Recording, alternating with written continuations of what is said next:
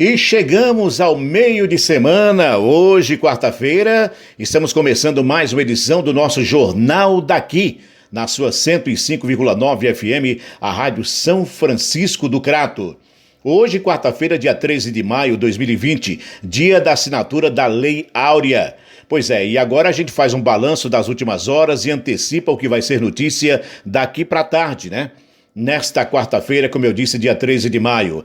A produção e apresentação de Solon Vieira. Lembrando que a gente vai até ao meio-dia e que a previsão para esta quarta-feira é de céu claro em todo o Ceará ao longo do dia. Na região metropolitana do Cariri, o clima varia com temperaturas oscilando entre 31 e 22 graus, céu claro, mas parcialmente nublado. Nesse momento, as temperaturas no Triângulo Crajubá são de 29 graus em Crato, 30 graus em Juazeiro do Norte e também 30 graus na cidade de Barbalha. Na média, a sensação térmica pode chegar aos 30 graus durante o dia, com umidade relativa do ar nesse momento de 75% e ventos a 6 km por hora.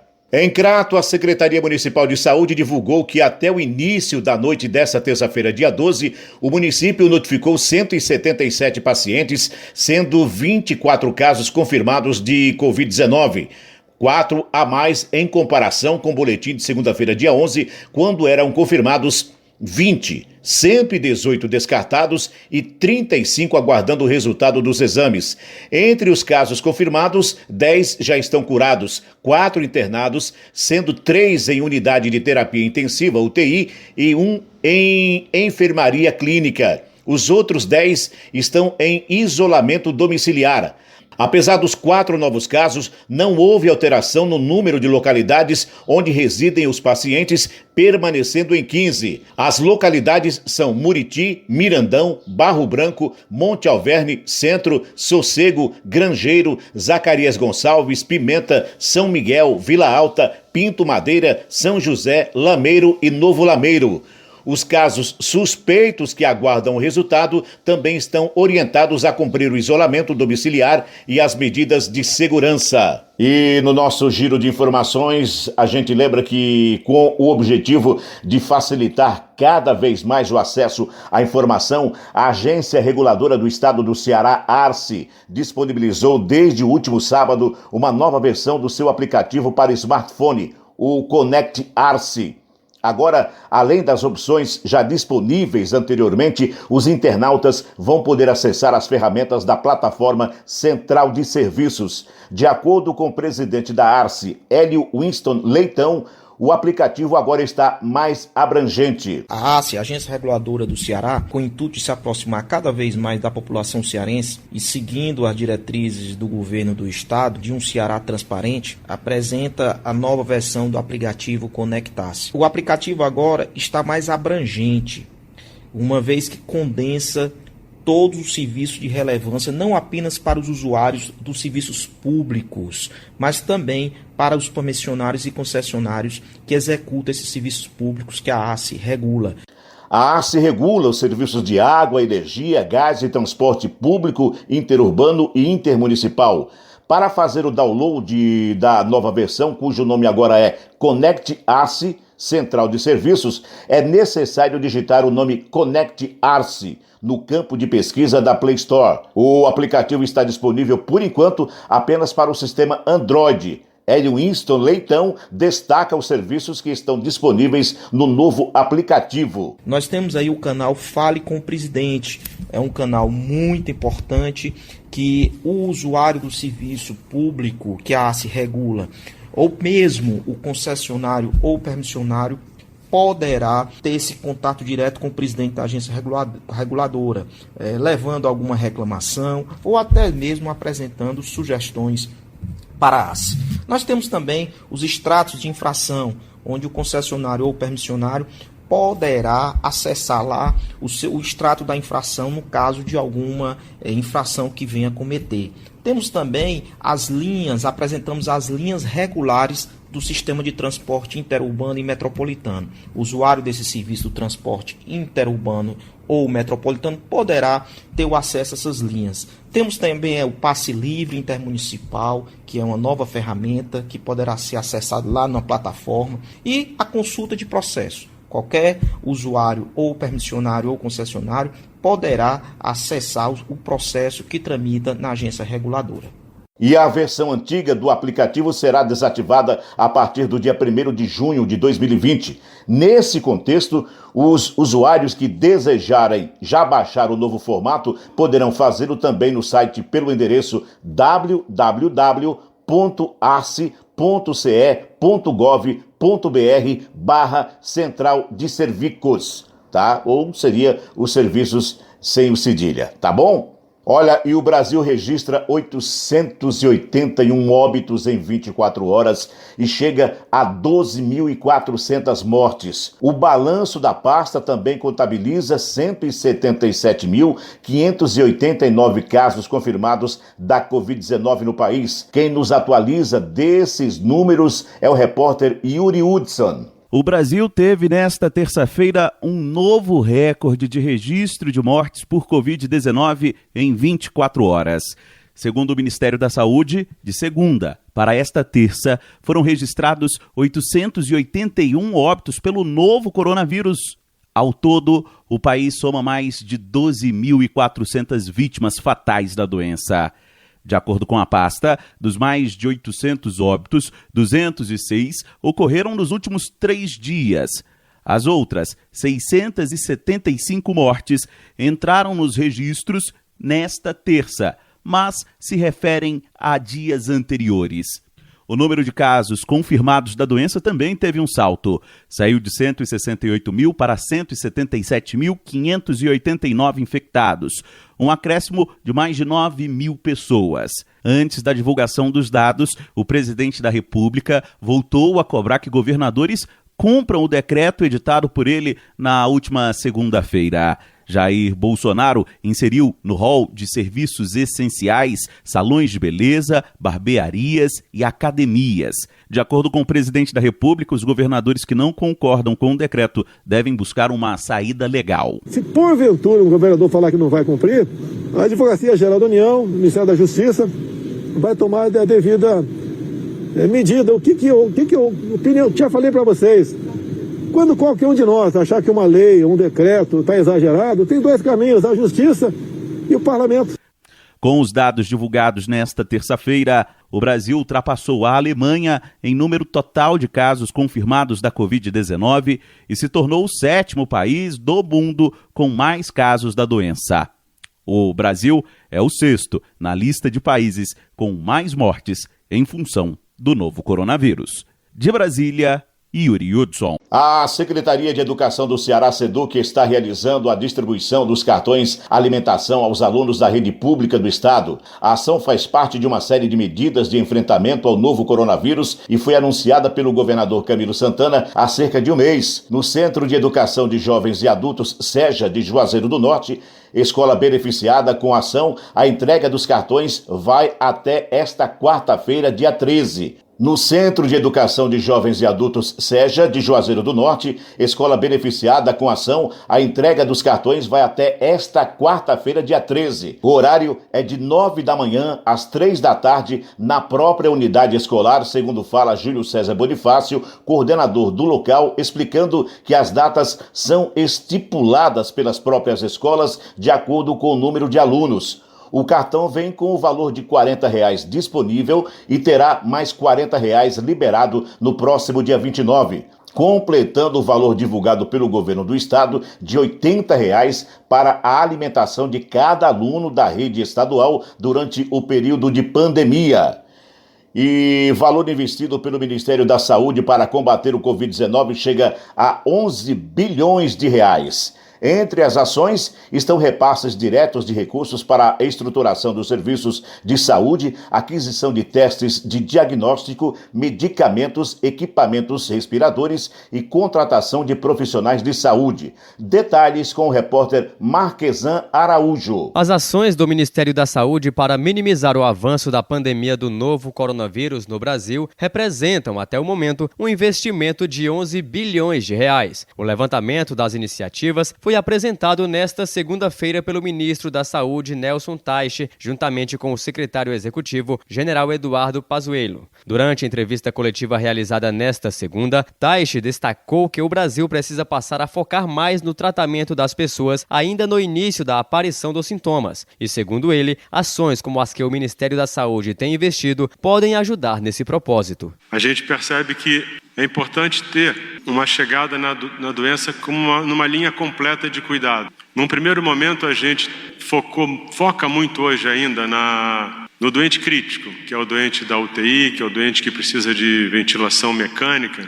Mas a abordagem da doença ideal certamente passa por você começar a intensificar a atuação no momento inicial em que as pessoas começam a ter um sintoma. A gente certamente precisa diagnosticar e tratar mais cedo. E talvez mais importante do que diagnosticar é começar a tratar o mais rápido possível. Entre as ações estão repasses diretos de recursos para a estruturação dos serviços de saúde, para a aquisição de testes de diagnóstico, medicamentos, equipamentos respiradores, contratação de profissionais de saúde, aquisição de equipamentos de proteção individual e habilitação de leitos de UTI para tratar pacientes contaminados com Covid-19. O Ministério da Saúde investiu cerca de 224 milhões de reais para a aquisição e distribuição de 83 milhões de EPIs, como máscaras cirúrgicas, aventais, protetores faciais, luvas, sapatilhas e toucas, além de aproximadamente 535 mil litros de álcool em gel. Esses equipamentos são voltados para a proteção dos profissionais de saúde que atuam diretamente no combate à pandemia dentro das unidades de saúde. Sobre as questões relacionadas ao isolamento social e projetos que impedem a abertura de comércios e determinados locais, o ministro Nelson Teich afirmou que o momento é de diálogo e definir a melhor estratégia para que ninguém saia prejudicado, desde que a saúde da população, em geral, seja preservada. A discussão aqui é uma metodologia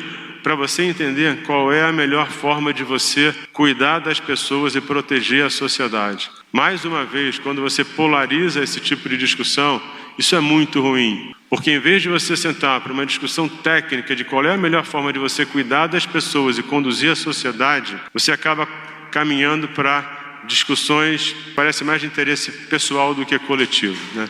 Segundo dados do Ministério da Saúde, o Brasil registrou 168.331 pessoas diagnosticadas com Covid-19. O número de mortos por causa da doença está em 11.519, de acordo com as análises realizadas nos últimos 3 dias. Para mais informações sobre a Covid-19, acesse coronavírus.saude.gov.br. E a Secretaria de Desenvolvimento Social e Trabalho de Juazeiro do Norte, SEDEST, divulgou ontem, terça-feira, dia 12, a lista das pessoas que estão aptas a receber os cupons Vale Gás de Cozinha, disponibilizada pelo governo do estado do Ceará. O agendamento para receber o cupom deve ser feito no site da Prefeitura.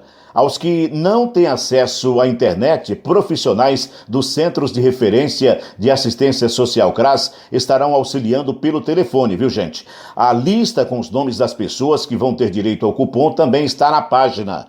Com o agendamento efetivado, a pessoa beneficiada deve ir até a sede do CadÚnico no dia e horário marcados com RG, CPF, NIS e comprovante de residência. Cada atendimento é individual para que não haja aglomeração. No primeiro lote, que vai ser entregue em maio, vão ser distribuídos 506 cupons. Cada Vale Gás dá direito a uma recarga de um botijão de 13 quilos, ou seja, o beneficiário precisa possuir o botijão. Para conferir a lista e obter outras informações, acesse o blog do Solon Vieira pelo endereço eletrônico www.solonvieira.top. Repetindo, www.solonvieira.top. E entidades estudantis pedem adiamento do Enem 2020 no STJ. O documento cita o prejuízo de milhares de estudantes que estão impedidos de estudar e se preparar para as provas em razão do isolamento social promovido pela pandemia do Covid-19. Vamos ouvir a reportagem de Renê Almeida sobre o assunto. A União Nacional dos Estudantes e a União Brasileira dos Estudantes Secundaristas entraram com um pedido de liminar no Superior Tribunal de Justiça solicitando o adiamento do Exame Nacional do Ensino Médio 2020. O mandado de segurança das entidades fala em prejuízo de milhares de estudantes que estão impedidos de estudar e se preparar para as provas em razão do isolamento social promovido pela pandemia de Covid-19. Para a presidente da UBS, Rosana Barroso, a manutenção do exame em novembro é uma irresponsabilidade do Ministério da Educação. A realidade da maior parte da juventude brasileira não é a que passa no comercial do Ministério da Educação, não é de acesso à internet de qualidade, não é de um celular, não é de ter um quarto sozinho, inclusive, porque hoje a pandemia do coronavírus agrava, inclusive, a desigualdade social no nosso país, enquanto famílias estão esperando aí o auxílio emergencial, que por conta da desorganização não caiu nem a primeira parcela para algumas pessoas. O MEC tem falado sobre lutar e estudar da onde você estiver, como se todos nós tivéssemos as mesmas condições. Além do documento protocolado no STJ, as entidades promovem uma petição que, segundo elas, já conta com mais de 150 mil assinaturas. A estudante convoca os jovens a participarem de uma mobilização virtual no próximo dia 15 para reforçar o pedido de adiamento do exame. Tudo isso, na verdade, precisa ser debatido com os profissionais da educação básica e superior. Isso tudo, ele precisa escutar os estudantes, ele precisa escutar os professores, ele precisa escutar as entidades educacionais para entender o que pode se fazer pelo adiamento, como que a gente pensa numa data, como a gente pensa numa previsão, como que a gente pensa em fazer com todos esses estudantes. Tudo isso precisa ser debatido. Nós, inclusive, reivindicamos um novo debate sobre o cronograma, sobre o calendário do Enem. O Tribunal de Contas da União também já pediu para o Instituto Nacional de Estudos e Pesquisas Educacionais Anísio Teixeira, responsável pelo exame, se manifestar sobre o cronograma da prova. As inscrições para o Enem 2020 estão abertas até o dia 22 de maio. De Porto Alegre, René Almeida. E o avanço da pandemia do novo coronavírus expôs uma dependência quase mundial de produtos relacionados à área de saúde fabricados na China. A escassez de indústrias voltadas para esse tipo de produção no Ceará e no resto do país se reflete nas compras efetuadas pelo Estado desde que o contágio atingiu proporções preocupantes localmente. Segundo o governo, há planos em curso para reduzir a dependência do país. A busca pelo mercado chinês no Ceará para a compra de equipamentos hospitalares se deu pela mesma razão da realidade de outros países. Segundo César Ribeiro, secretário especial para assuntos internacionais do governo do estado, a China se mostrou como o único país a atender a demanda mundial de respiradores, máscaras e outros insumos essenciais ao combate do vírus. A Coreia do Sul também tem exportado muitos testes para o Brasil. Ribeiro explicou que o potencial de entrega de produtos e de atendimento da China foi construído por anos, ao se desenvolver uma capacidade industrial considerável. E já que a gente está falando nessa questão de respiradores, equipamentos hospitalares, como é que está aquele projeto lá dos respiradores fabricados aqui no Ceará? É um projeto muito bonito, mas está parado aí, será em alguma gaveta? Está na Anvisa? O que a gente pode esperar? Tá na hora da gente colocar isso aí em prática, né, minha gente? Tá mais do que na hora, já passou da hora. Olha, governadores têm direito a não ampliar serviços essenciais. De acordo com o advogado especialista em direito constitucional, não cabe à União tratar da liberação dos espaços. Vamos saber mais com o repórter Diego Cigales. O presidente da República, Jair Bolsonaro, criticou os governadores que não concordam com o decreto presidencial sobre ampliação da lista de serviços ditos essenciais. Na segunda-feira, o decreto de número 10.344 deste ano foi publicado, incluindo como atividades essenciais a construção civil, atividades industriais, salões de beleza, barbearias e academias de esporte, e isto daria permissão a eles para funcionar. Governadores de diversos estados comunicaram que não pretendem aderir a esta possibilidade. O governador do Amapá, por exemplo, Valdir Góes, do PDT, publicou na rede social Twitter que os serviços citados no decreto seguirão fechados naquela unidade federativa. Em entrevista à agência Rádio Web, o advogado Valdir Pucci, especialista em direito constitucional, explica quem tem este poder de definição neste tipo de situação. Esse problema, ele nasce da própria Constituição brasileira, quando ela, ao definir as competências dos entes federados, a União, os estados e os municípios, ela determina algumas competências que são de concorrência entre os entes, ou seja, que eles têm as mesmas responsabilidades sobre essas questões, por exemplo, a área da saúde. A regra que nós utilizamos hoje para esse parâmetro é justamente a decisão do STF, que determinou que cabe a governadores e prefeitos cuidarem ou decidirem sobre questões relativas à saúde e relativas também ao cumprimento das medidas de contenção do novo coronavírus, por exemplo. Bolsonaro escreveu na rede social Twitter que, abre aspas, afrontar o Estado democrático de direito é o pior caminho, aflora o indesejável autoritarismo no Brasil. Fecha aspas. Ele fez referência à discordância de governadores sobre o mencionado decreto. De Porto Alegre, Diego Cigales. Olha, a tradicional Semana da Zootecnia do campus de Crato do Instituto Federal do Ceará, IFCE, não deixará de acontecer em 2020. Em tempos de isolamento social, a 8ª edição do evento vai ser realizada online. Aberta a todos os interessados na área, a programação conta com palestras, roda de conversa e live. A Semazoo foi pensada para celebrar o Dia da Zootecnia, comemorado hoje, dia 13 de maio. A programação debate as várias possibilidades da profissão com convidados de todo o país. O evento começa hoje, dia 13, e segue com mais atividades do dia 19 ao dia 22 de maio. Outras informações, link para inscrição e programação completa você vai encontrar no blog do Solon Vieira pelo endereço eletrônico www.solonvieira.top. O governador do Ceará, Camilo Santana, usou as redes sociais para criticar o presidente Jair Bolsonaro, que compartilhou conteúdo falso sobre o número de mortes no estado. A mensagem afirmava incorretamente que o número de mortes por doenças respiratórias no Ceará caiu entre 16 de março e 10 de maio de 2020, na comparação com o mesmo período de 2019.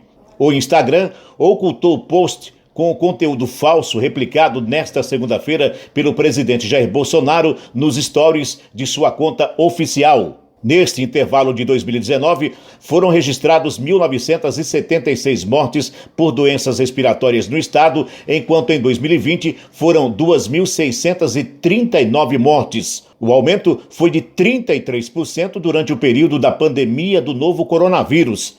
A imagem compartilhada por Bolsonaro tem circulado nas redes sociais, mas chegou a ele depois de ter sido postada pelo deputado estadual André Fernandes, do PSL do Ceará.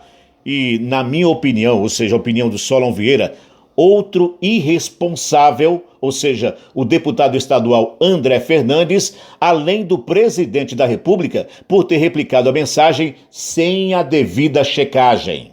E a Covid-19 avança mais rapidamente em cidades pequenas, aponta Fiocruz. Em 2 semanas, houve aumento de 50% de novos casos em locais com até 20 mil habitantes. Pesquisador alerta que respeita limite geográfico. Vamos entender a situação na reportagem de Tiago Marcolini. A rápida disseminação em grandes centros urbanos, aliada ao fluxo de pessoas entre cidades grandes e pequenas, faz com que o avanço da Covid-19 cresça em municípios de pequeno porte, com até 20 mil habitantes. Um estudo da Fundação Oswaldo Cruz, a Fiocruz, apontou que em 2 semanas houve aumento de 50% nos novos casos de coronavírus nessas áreas, índice que, segundo o pesquisador epidemiologista da Fiocruz, Diego Xavier, revela uma situação preocupante em virtude da menor capacidade e disponibilidade dos serviços de saúde das cidades pequenas. Nos municípios menores, geralmente você tem mais a atenção básica. E aí, se a pessoa sofre alguma complicação, o sistema de regulação de vagas vai encaminhar essa pessoa para o município maior, que tem esse suporte médico. O grande problema da doença é porque ela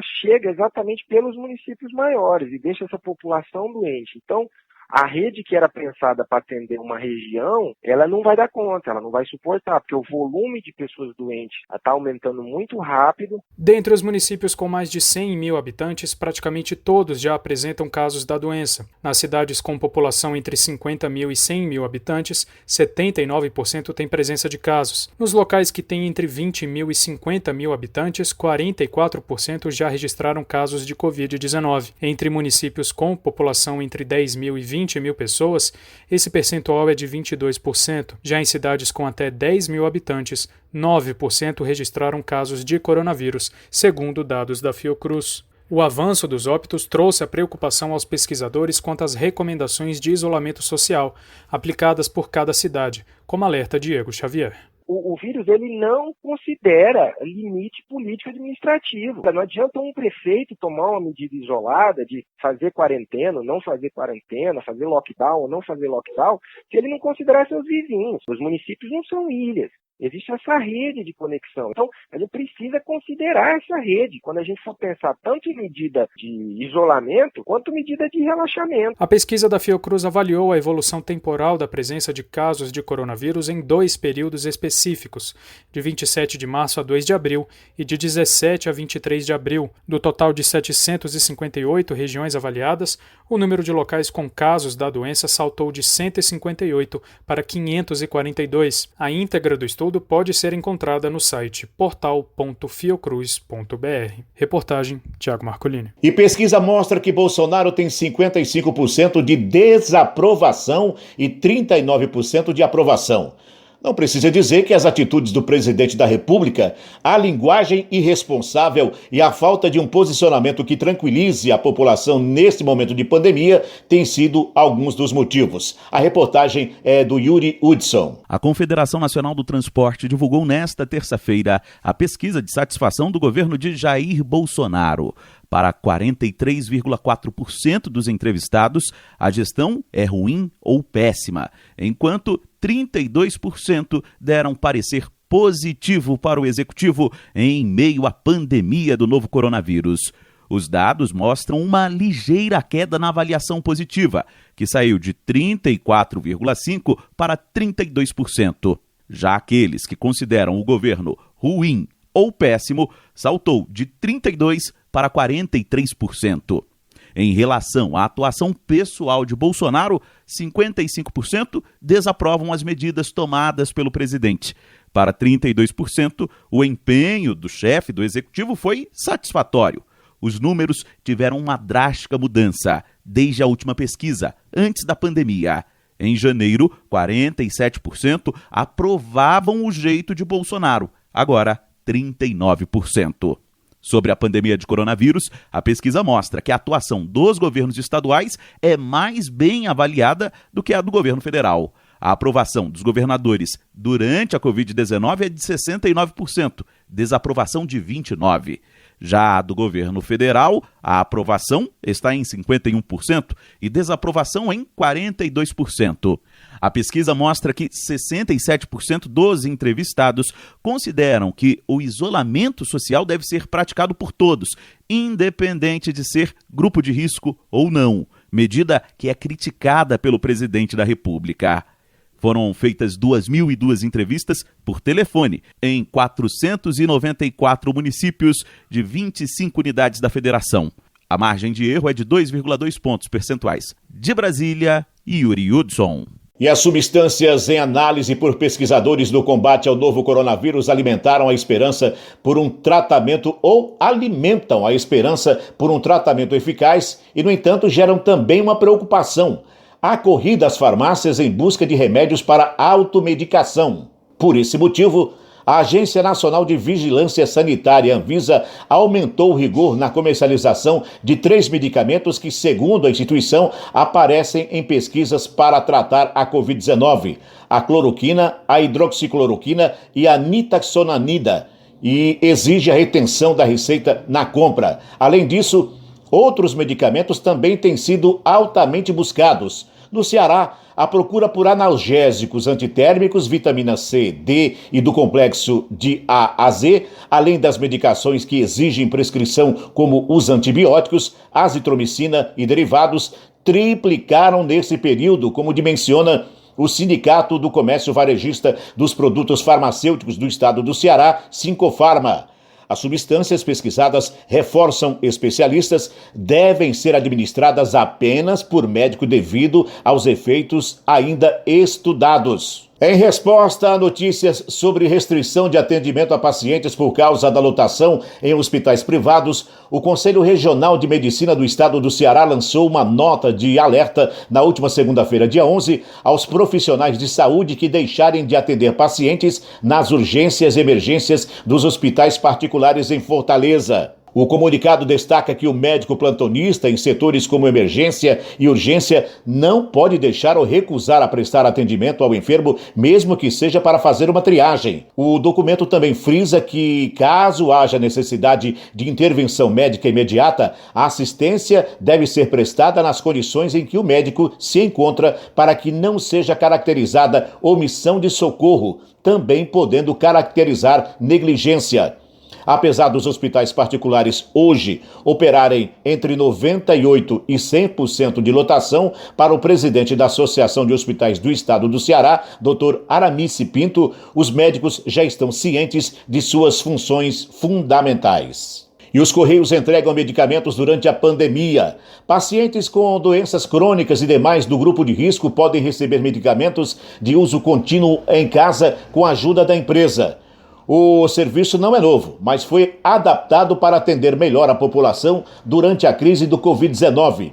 Vamos saber mais com a repórter Cleide Lopes. Nesse momento de isolamento social por conta do novo coronavírus, os grupos de risco como idosos, gestantes, lactantes, doentes crônicos e pessoas com restrição de mobilidade podem receber medicamentos e insumos no conforto de casa sem custo. É o Correios Log Pharma, que realiza a entrega de remédios em domicílio. O serviço não é novo, mas foi adaptado para melhor atender a população durante a pandemia da Covid-19. A entrega em casa facilita muito a vida da aposentada Marlite Vieira, que tem efizema pulmonar e mora em Porto Velho, Rondônia. Ela fala como sua vida mudou recebendo o remédio com a ajuda dos Correios. O meu menino ia de manhã, 5h30 ele levantava e pedia uma carona dele, ele me deixava lá onde eu pego o remédio. Foi muito bom ter mudado, né? Porque chego em casa e não vou ter que acordar de madrugada para sair, né? Com o apoio logístico da estatal,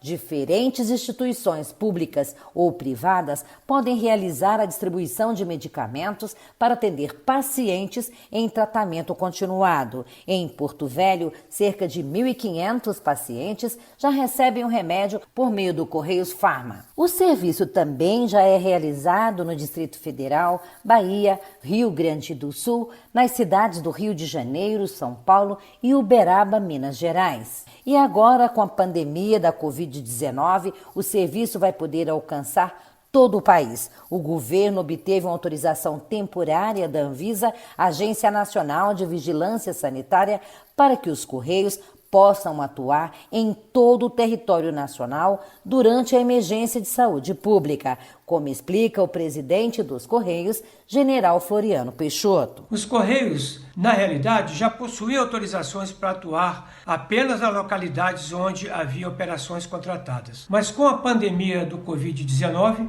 buscou-se, junto à Anvisa, a flexibilização das demais autorizações em caráter emergencial e provisório. A empresa pode, assim, prestar o serviço de transporte de medicamentos em todo o território nacional. Podem ter acesso ao serviço dos Correios órgãos públicos, empresas e instituições de saúde. Outras informações podem ser acessadas em www.correios.com.br, nas abas Produtos e Serviços, Logística, Log Pharma.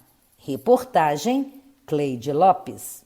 E crescem denúncias de violência doméstica durante a pandemia.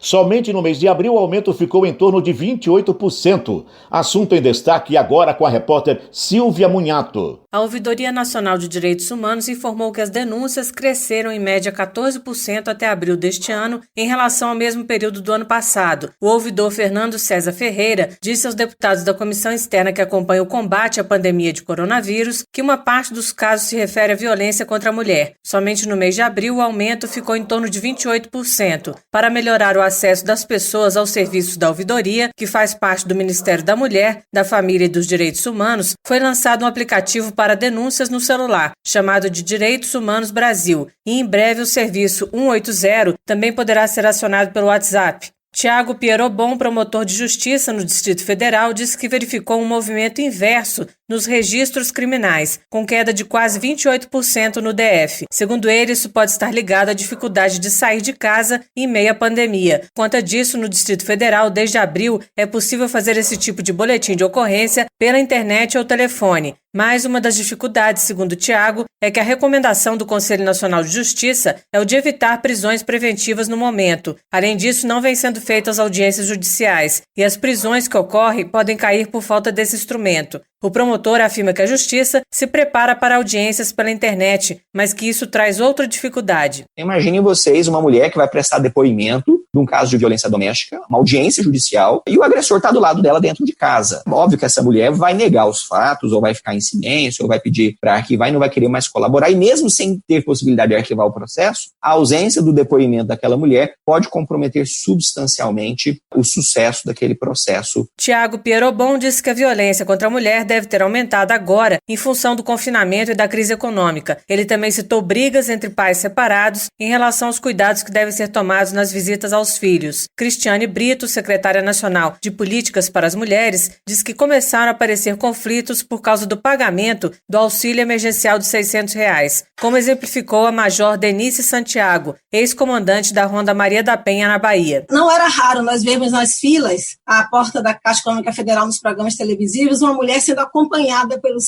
por um homem, que podia ser seu companheiro, mas podia ser seu irmão, seu pai, enfim, seja lá qual for a categoria do agressor, e aquela pessoa com certeza estaria ali, possibilitando uma violência patrimonial àquela mulher quando ela tivesse com os valores na mão. A deputada Soraya Santos, do PL do Rio de Janeiro, primeira secretária da Câmara, disse que é possível tomar alguma medida legislativa para evitar que os homens se apropriem do auxílio, que no caso das mulheres que cuidam dos seus filhos sozinhas, é pago em dobro. A deputada Alice Portugal, do PCdoB da Bahia, citou um projeto seu que prevê a saída imediata do agressor da residência em caso de violência doméstica. E o índice de atividade turística no último mês de março, portanto, no início da pandemia, apresentou queda de 31,7% no Ceará na comparação com fevereiro, segundo o levantamento do Instituto Brasileiro de Geografia e Estatística, o IBGE. Se observarmos igual mês em 2019, a queda chega a 34%. O IBGE ainda revela que restaurantes, hotéis e transporte aéreo de passageiros foram os mais afetados. Todas as 11 unidades da federação, onde as atividades turísticas são avaliadas, acompanharam esta retração. Como cadeia que envolve diversos negócios, o impacto no turismo deve continuar forte, no mínimo, até o segundo semestre.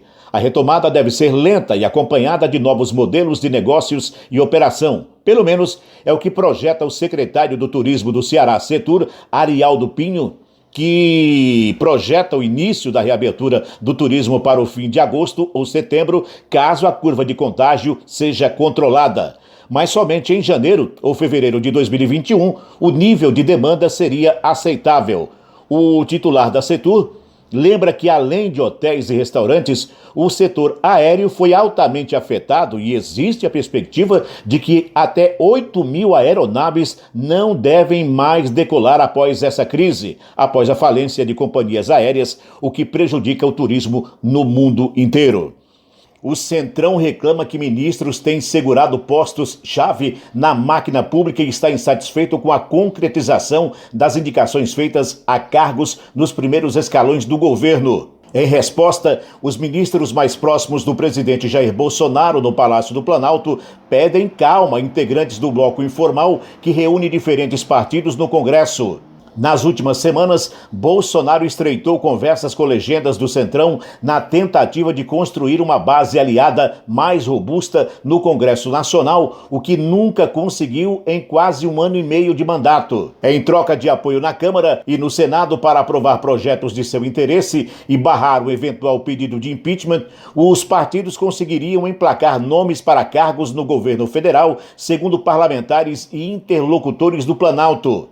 Os principais partidos no radar de Bolsonaro são Republicanos, PL, PP, PSD, Solidariedade, PTB, PROS, Avante, DEM e MDB. As duas últimas legendas negam ser parte do Centrão e têm mais divergências internas quanto a apoiar ou não Bolsonaro, que então busca apoios individuais nelas. A estimativa é que Bolsonaro atraia para si cerca de 230 dos 513 deputados federais nessa articulação. Apesar de indicações já estarem em andamento, poucas se concretizaram até o momento, afirmou um deputado federal a par das negociações. Ele disse que Bolsonaro deu carta branca aos ministros para montarem as equipes nas pastas e agora os auxiliares do presidente não querem abrir mão dos escolhidos. E não há plano de contingência para a realização do Enem, o Exame Nacional do Ensino Médio, caso a pandemia do novo coronavírus se prolongue até novembro, segundo disse a agência Folha, Camilo Mussi, presidente substituto do INEP, Instituto Nacional de Estudos e Pesquisas, órgão ligado ao Ministério da Educação e responsável pela produção da prova. As inscrições para a prova começaram na última segunda-feira, dia 11. De acordo com Mussi, o MEC, Ministério da Educação e o INEP têm dialogado com o Ministério da Saúde para que decisões sejam tomadas. O presidente do Instituto afirma que não há qualquer possibilidade de o Enem 2020 ser cancelado e que o adiamento seria prejudicial para o acesso de estudantes à universidade, mas confirma que, em até um mês, haverá nova reunião com o Ministério para reavaliar a situação. Um funcionário da área técnica do INEP disse, em condição de anonimato, que é praxe do Instituto criar planos de contingência para eventuais crises, mas que não houve um planejamento específico relacionado à pandemia do novo coronavírus. Segundo este funcionário, já há atrasos na preparação do órgão para o exame. E o presidente Jair Bolsonaro cita parentes como motivo para a troca na Polícia Federal. Segundo fontes que assistiram ao vídeo, o presidente afirma durante a reunião que precisava saber das coisas que estavam ocorrendo no Rio de Janeiro. O repórter Yuri Hudson está de volta com essa notícia. A terça-feira, no cenário político em Brasília, foi marcada por um clima de tensão com o desenrolar da crise política instaurada no governo Bolsonaro desde a saída de Sérgio Moro do Ministério da Justiça. Nesta terça, foi exibido o vídeo da reunião ministerial de 22 de abril, ocorrida no Palácio do Planalto. O encontro foi apontado pelo ex-ministro como uma das provas da suposta tentativa de interferência política do presidente da República na Polícia Federal.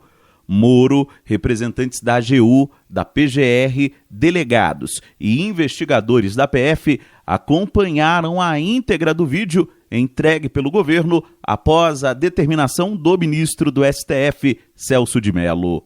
As imagens seguem em segredo de justiça, mas já existem vazamentos do teor do vídeo.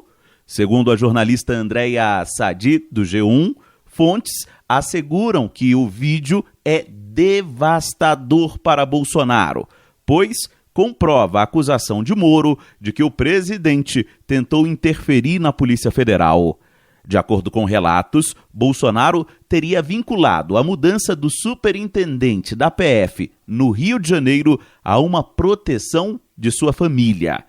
O presidente teria dito na reunião que a mudança ocorreria mesmo que precisasse demitir o então ministro Sérgio Moro e complementou, afirmando que familiares e amigos dele estavam sendo perseguidos e não poderiam continuar a ser prejudicados por investigações.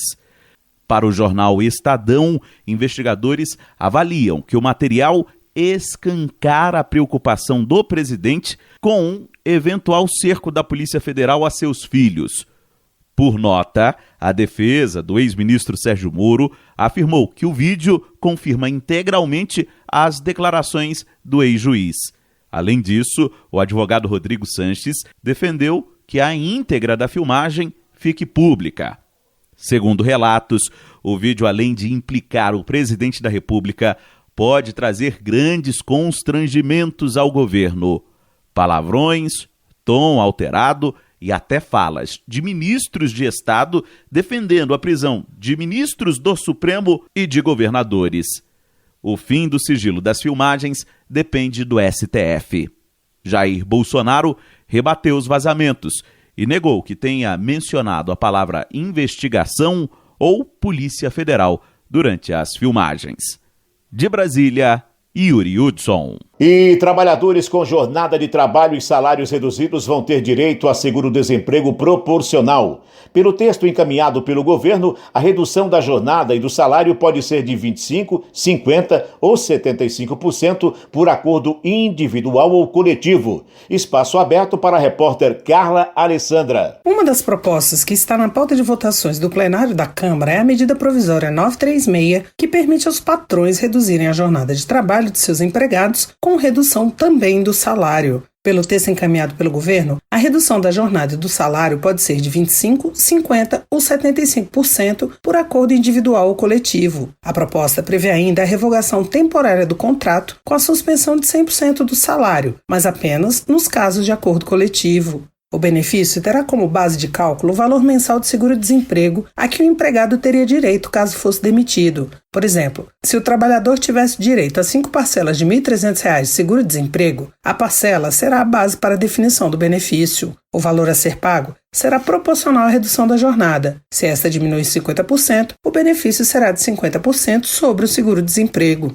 O relator da proposta, deputado Orlando Silva, do PCdoB de São Paulo, defende que esses trabalhadores possam ter direito a um auxílio de até 3 salários mínimos, ou seja, R$ 3.150. Eu defendo que haja uma taxa maior de reposição dessa renda, ou seja, que os trabalhadores possam receber mais do que o que está previsto na medida provisória. Por isso que eu propus uma outra forma de calcular esse benefício, que vai proteger, sobretudo, quem ganha até 3 salários mínimos, poderia receber integralmente seus vencimentos. Agora, esse é um tema polêmico, há um processo de negociação com o governo que resiste à mudança da base de cálculo do benefício. Mas eu tenho insistido que, num momento de crise tão grave quanto esse, é necessário, sobretudo, proteger os trabalhadores mais pobres, aqueles que ganham até 3 salários mínimos. Mas o líder do governo na Câmara, deputado Vitor Hugo, lembrou que essa MP é mais uma medida editada pelo governo para garantir renda aos trabalhadores. Segundo ele, o ideal seria um apoio maior, mas até agora o governo já gastou mais de 200 bilhões com ajudas emergenciais. Segundo Vitor Hugo, a base no seguro-desemprego vai garantir que esse auxílio chegue a milhões de trabalhadores. Então, o governo havia separado 51 bilhões de reais para esse programa para atingir em torno de 24 milhões de trabalhadores, potencialmente, o que representa 73% das pessoas empregadas.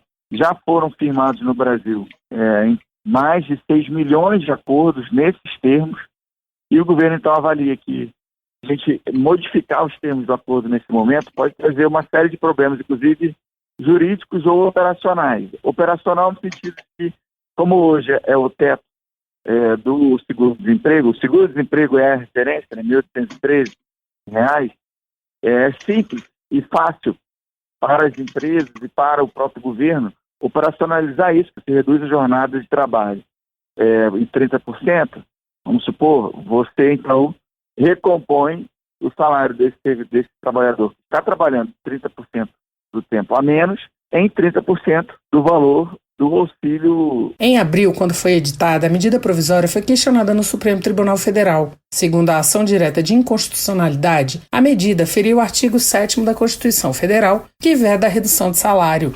O Supremo acatou a constitucionalidade da proposta com base na excepcionalidade atual e pela garantia prevista na MP de retorno ao salário normal após 90 dias e estabilidade no emprego por mais 90 dias. E o ministro Celso de Mello do Supremo Tribunal Federal, STF, deu prazo de 48 horas para o Procurador-Geral da República, Augusto Aras, o advogado-geral da União, José Levi, e os advogados do ex-ministro Sérgio Moro que se manifestem sobre o fim do sigilo total ou parcial do vídeo da reunião ministerial gravada no Palácio do Planalto em 22 de abril. Segundo uma fonte com conhecimento do vídeo, na reunião o presidente se referiu à perseguição a seus familiares como justificativa para a troca do então superintendente da Polícia Federal do Rio de Janeiro e teria afirmado que, se ela não fosse efetivada, trocaria o então diretor-geral da PF, Maurício Valeixo, e o próprio Moro. Bolsonaro, por sua vez, após exibição do vídeo, disse a jornalistas que em nenhum momento falou as palavras Polícia Federal ou Superintendência, no que foi corroborado em depoimentos dos ministros Walter Braga Neto da Casa Civil e Augusto Heleno, Gabinete de Segurança Institucional, que dizem que o presidente estava se referindo à segurança de sua família. Fontes ouvidas pela Reuters, no entanto, afirmam que o contexto das declarações deixam claro que o assunto era a Polícia Federal no Rio de Janeiro.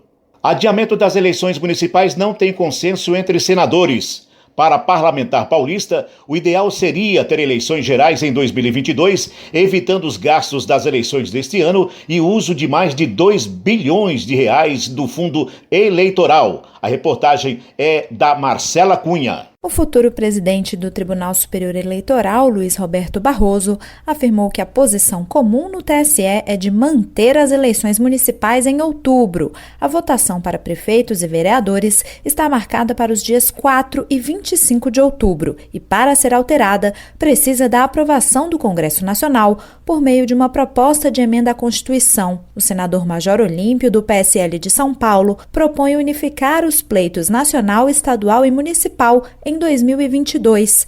Além de evitar os gastos com as eleições deste ano, a medida também pouparia mais de 2 bilhões de reais do fundo eleitoral. Major Olímpio rebateu a afirmação de Barroso de que unificar os pleitos traria um inferno gerencial. Inferno é gastarmos 1 bilhão e 300 milhões de reais só para o dia das eleições. Já está claro que nós vamos ter problemas com esse calendário, que no mês de julho e agosto ainda teremos incidência forte do coronavírus, que não vai ser possível os atos normais de campanha. Já a senadora Soraya Tronic, do PSL de Mato Grosso do Sul, defende que as eleições aconteçam em até 120 dias após o fim do estado de calamidade pública, decretado a princípio até 31 de dezembro. Essa seria uma saída para evitar que o mandato de prefeitos e vereadores fosse prolongado para 6 anos, como explicou a senadora Soraya.